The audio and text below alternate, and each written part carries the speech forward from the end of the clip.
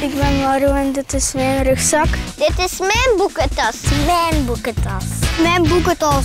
Mijn boekentas. Ik ben Jeff en dat is mijn boekentas. Oh, het is super mooi met die hartjes. Denk je mijn vriendinnetjes dat mooi gaan vinden?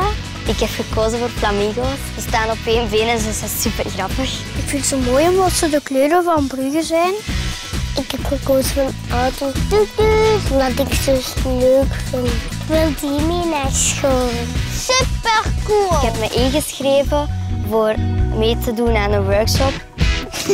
Er lagen heel veel motiefjes. Cool, hè?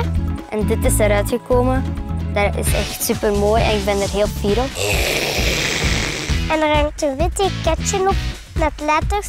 En de A en de N, maar ik weet niet. Staat er misschien boekentas op?